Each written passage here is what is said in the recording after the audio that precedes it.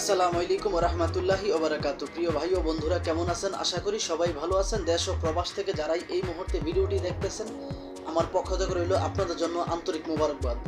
আমি চাই আপনারা সবসময় ভালো থাকেন, যে দেশেই থাকেন না কেন, যে কাজই করেন না কেন, আপনারা যেন সবসময় ভালো থাকেন। আল্লাহ তাআলা রব্বুল আলামিনের কাছে এই প্রার্থনাই করি, প্রিয় মালিক যেন আমার দেশ এবং প্রবাসের ভাইদেরকে সবসময় সর্বদা ভালো রাখেন।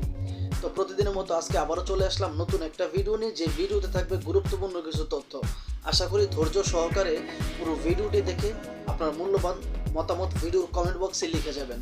আজকে এই ভিডিওতে আমি আপনাদেরকে চোখে আঙুল দিয়ে দেখিয়ে দিব যে প্রতিবেদন নামে ডিজিটাল ভিক্ষা করে কিভাবে এই সমস্ত মেয়েগুলো। আজকে যাকে নিয়ে ভিডিও করব তার নাম হচ্ছে প্রিয়াঙ্কা চৌধুরী। সে 10 বছরের মতো কানাডায় ছিল। সে দেশে আসছে মাত্র 2 মাসের জন্য। সে এখন ভাবতেছে সে আর কানাডায় চলে যাবে না, এখন একটা বিয়ে করে ফেলবে। তাই একটা বেকার বা একটা ছেলে চাচ্ছেন যাতে সে সুন্দর হোক কিংবা কালো হোক, জোয়ান হোক কিংবা বুড়া হোক, কোনো সমস্যা নাই, এই মেয়েটা তাকে বিয়ে করবে। এই ভিডিওতে আপনাদের কাছে একটাই রিকোয়েস্ট, আপনারা একটা জিনিস ভাববেন, মাথায় ঢুকান যে আসলে একটা মেয়ে কানাডায় 10 বছর ছিল, সেই মেয়েটার প্রিয়াঙ্কা চৌধুরী তার নাম। চৌধুরী একটা সাধারণ মানুষ কিন্তু চৌধুরীর নামের পদবি লাগাইতে পারে না। সেই মেয়েটা অনলাইনে আসছে বিয়ে করবে।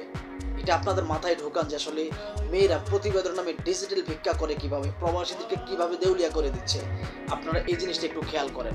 আগে ভিডিওটা লক্ষ্য করেন, এই নর্তকী 12 ভাতারি কি বলে। আসসালামু আলাইকুম, আমি হচ্ছি প্রিয়াঙ্কা চৌধুরী। আমি দেশের বাইরে ছিলাম, কানাডাতে প্রায় 8-10 বছরের মতো হবে। তো আসলে আমি দেশে আসছি প্রায় 2 মাস হইলো, ছুটিতে আসছি। তো ছুটিতে আসছি, ভাবতেছি আর যাবো না, কারণ অনেক দীর্ঘদিন আমি প্রবাসী ছিলাম। তো একটা বিয়ে করে ফেলবো। যেহেতু আসলে একটা বিয়ে করব, ভালো একটা ছেলে চাই যে আমার অতীত জানবে যে আমি প্রবাসী ছিলাম। এটা জানার পরে যে আমাকে বিয়ে করতে চাবে আমি তাকে বিয়ে করব। গরিব হলেও সমস্যা নেই, কারণ আমি যত 8-10 বছর প্রবাসী ছিলাম, আমার মাশাআল্লাহ টাকা পয়সার সমস্যা নেই, ঠিক আছে, ঘরবাড়ির সমস্যা নেই। তো আমি এমন কাউকে চাই যে আসলে আমাকে অনেক ভালোবাসবে, যত্ন করবে, আর আমার অতীত নিয়ে কোনো কথা বলবে না, ঠিক আছে। তো এরকম যদি কেউ থেকে থাকে অবশ্যই আমার সাথে যোগাযোগ করতে পারো। আর শুনতে পারলেন তো এই মেয়েটা কি বললো? আপনাদের মাথায় একটু ঢুকান যে আসলে আপনাদের জ্ঞানটা কি বলে, যে আসলে একটা চৌধুরী বংশের মেয়ে অনলাইনের মাধ্যমে বিয়ে করবে, এটা আসলে কতটুকু যুক্তিযুক্ত। এই বিষয়গুলো আপনাদের মাথায় একটু, আপনাদের সেন্সে একটু কাজ করেনি দেখেন। কেননা একটা চৌধুরী বংশের মেয়ে, তার বিয়ে হবে একটা এমপি ছেলের সাথে কিংবা প্রভাবশালী ছেলের সাথে।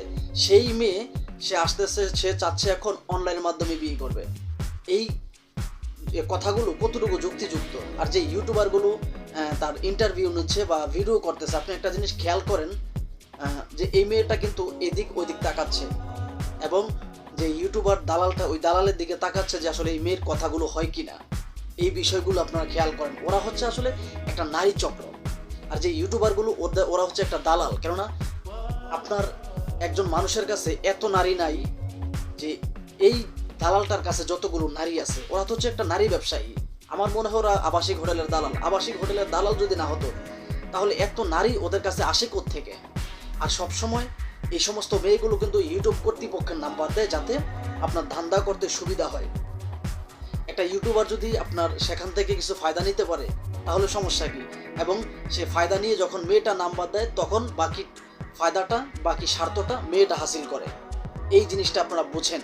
কেননা পুরুষ জাতি একটা মানুষের কাছেই দুর্বল, সেটা হলো নারীর কাছেই দুর্বল পুরুষ জাতি। কেননা প্রত্যেকটা মানুষই চায় যে আমার সুন্দর একটা গার্লফ্রেন্ড হবে কিংবা আমার সুন্দর একটা জীবন সঙ্গিনী। এটা সবাই চায়, এটা দোষের কিছু না।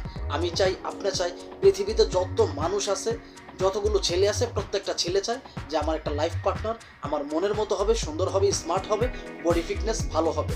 এটা প্রত্যেকটা ছেলেই চায়, এটা চাওয়া অন্যায়ের কিছু না।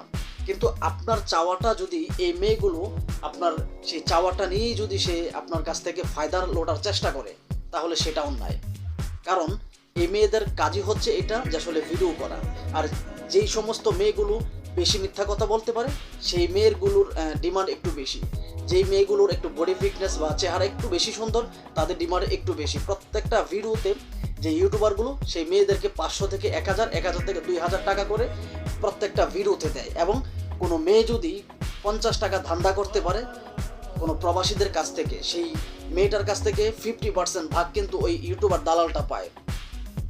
আর এই ভিডিওগুলো মূলত তৈরি করা হয় একমাত্র প্রবাসীদেরকে উদ্দেশ্য করে। কেননা দেশের যে দেশ গ্রামের যে ছেলেগুলো ওরা কিন্তু এতটা বোকা না যে আসলে ওরা আপনার এরকম নর্তকীদের বারো ভাতারিদের আপনার ফাঁদে পড়বে। দেশ গ্রামের ছেলেরা এতটা বোকা না, আমরা প্রবাসীরা যতটা বোকা। আমরা মনে করি যে ওরা আসলে সত্য কথাই বলে, কারণ আমরা এরকম সিচুয়েশনে কখনো পড়ি নাই, এই জন্য মনে করি। একমাত্র যে এরকম সিচুয়েশনে পড়ছে সেই বুঝতে পারে যে আসলে এই মেয়েগুলো কতটুকু আপনার হারামি। আমাদের ময়মুরবিরা বলতো যে নদীর পানি গোলা ভালো, জাতের মেয়ে কালো ভালো। জাতের মেয়ে যদি কালো হয় তাও জীবন মধুময় হয়, কিন্তু ওরা সুন্দরী হলে কি হবে? সুন্দর চেহারা কিন্তু সানি লিওনেরও আছে, অ্যালেক্স স্টারেরও আছে, বিভিন্ন তারকাদেরও কিন্তু আপনার সুন্দর চেহারা আছে, বডি ফিটনেস আছে। তাই বলে কি ওরা ভালো? কখনোই ভালো না। তো যাই হোক, এই ভিডিওটি আসলে কাউকে উদ্দেশ্য করে বানানো হয় নাই, শুধুমাত্র সতর্কমূলক ভিডিও। প্লিজ কেউ খারাপ মন্তব্য করবেন না। আপনাদের কাছে একটা রিকোয়েস্ট থাকবে আমার সব সময়, আপনারা এই প্রতিবেদন নামের ডিজিটাল ভিক্ষা থেকে যতটুকু পারেন নিজেকে দূরে রাখবেন। কেননা ওরা আসলে কি বলবো, ওরা এমনটাই আসলে ভিডিওতে অনেক কথা বলা যায় না, যার কারণে আসলে বলতে পারি না। ওদের হাজবেন্ডগুলো, প্রত্যেকটা মেয়ের কিন্তু হাজবেন্ড আছে, প্রত্যেকটা মেয়ের হাজবেন্ড আছে, সন্তান আছে, শ্বশুর শাশুড়ি সব আছে।